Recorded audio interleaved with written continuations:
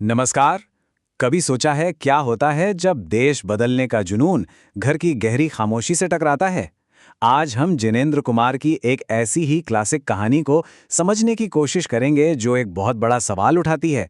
क्रांति की आग में क्या घर के चूल्हे की आंच हमेशा ठंडी पड़ जाती है? पता है, इस कहानी की शुरुआत किसी बड़े जल से या नारेबाजी से नहीं होती। इसकी शुरुआत होती है एक शांत, अकेली और नजरअंदाज की गई जगह से। और बस ये एक लाइन कहानी का पूरा मूड सेट कर देती है। एक ऐसी जगह जिसे दुनिया शायद भूल चुकी है। और इसी तिरस्कृत मकान के अंदर हमें मिलती है हमारी मेन कैरेक्टर, सुनंदा। उसके चारों ओर की खामोशी इतनी भारी है कि महसूस की जा सकती है। और वो अंगीठी की बुझती आग, वो सिर्फ आग नहीं है, बल्कि एक तरह से सुनंदा की अपनी ही उम्मीदों का आईना है, जो धीरे धीरे राख बन रही हैं। तो चलिए सबसे पहले इसी खामोशी को थोड़ा कुरेदते हैं और सुनंदा की दुनिया में झांक कर देखते हैं। देखिए, सुनंदा की जो खामोशी है ना, वो बस आवाज का न होना नहीं है। उसके अंदर तो एक पूरा बवंडर चल रहा है। वो अपने पति की दुनिया को समझना तो चाहती है, पर उसे लगता है कि वो इसके लायक ही नहीं।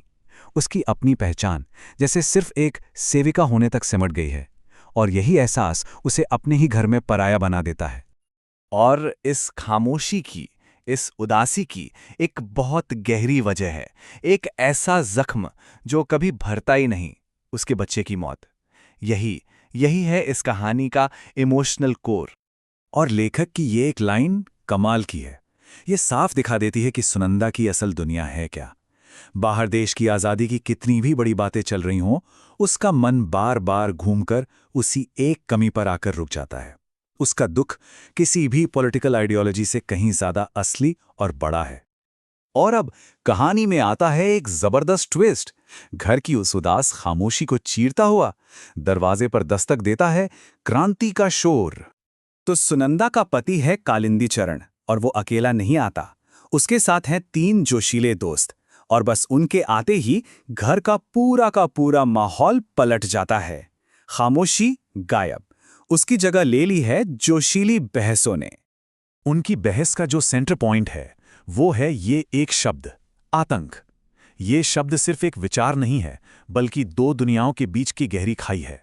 सोचिए, एक तरफ सुनंदा की शांत घरेलू दुनिया, और दूसरी तरफ इन लोगों का रैडिकल आइडिया, जो किसी भी कीमत पर बस बदलाव चाहते हैं। मतलब इन लोगों की दुनिया है ही बड़े बड़े आइडियाज की, देश, आज़ादी, बलिदान।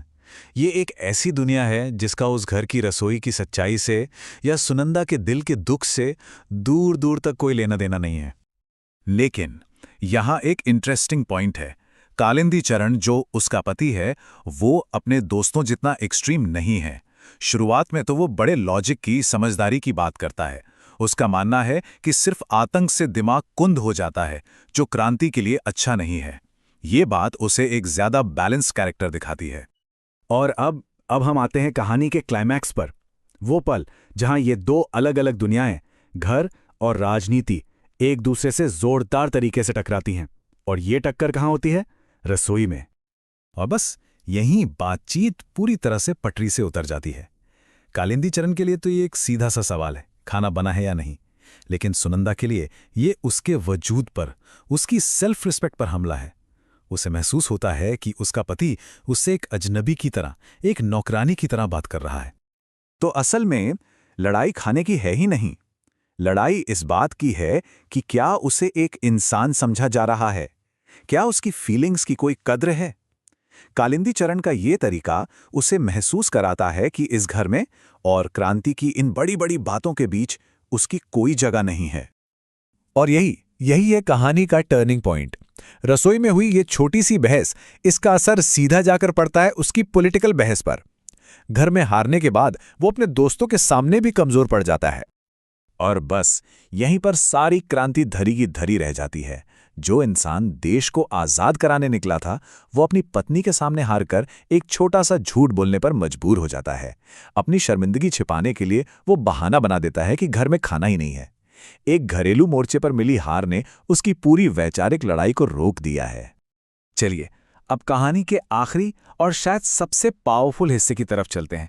यहां हम देखेंगे कि सुनंदा करती क्या है और उसके एक्शन का मतलब क्या है।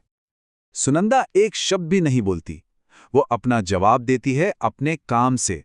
वो चुपचाप उन सब की सेवा करती है, थाली परोसती है, पानी लाती है, और इस तरह बिना एक शब्द कहे वो इस लड़ाई को अपनी शर्तों पर जीत लेती है। उसका ये मौन, उसकी ये खामोशी, यही उसकी सबसे बड़ी ताकत बन जाती है। और फिर सामने आता है एक और दिल तोड़ने वाला सच। सबको कहलाने के बाद उसके अपने लिए खाने का एक दाना तक नहीं बचा है। ये उसका पूरा बलिदान है जो खामोशी से किया गया है, बिना किसी को जताए। और ये है सुनंदा के मन की आवाज। इतनी सेवा करने के बाद, इतना सब कुछ करने के बाद उसे बस एक ही चीज चाहिए थी कि कोई प्यार से पूछ लेता, लेकिन कोई नहीं पूछता। ये एहसास कि उसे पूरी तरह से अनदेखा कर दिया गया है, उसके दुख को और भी गहरा कर देता है। और यहीं हमें दिखाई देती है कहानी की सबसे बड़ी आयरनी। जो लोग देश बदलने की इतनी ऊंची ऊंची बातें कर रहे हैं, उनकी पूरी बहस अब एक औरत के खामोश काम पर टिकी है। उनकी क्रांति की आग को जलते रहने के लिए अचार और पानी चाहिए, जिसे सुनंदा चुपचाप उन तक पहुंचा रही है। तो इस पूरी कहानी से हमें सीखने को क्या मिलता है?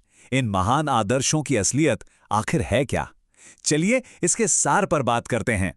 कहानी हमें एक बहुत जरूरी बात याद दिलाती है कि ये जो बड़ी बड़ी क्रांतियां होती हैं ना, ये हवा में नहीं होती।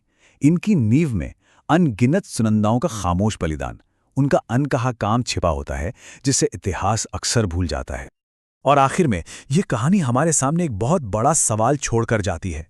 जब भी हम दुनिया को बदलने के बड़े बड़े ख्वाब देखते हैं, तो क्या हम एक पल रुककर ये सोचते हैं कि इस बदलाव की असली कीमत कौन चुका रहा है? इस नींव में किसका पसीना, किसके आंसू और किसकी खामोशी दबी है? इस पर सोचना तो बनता है।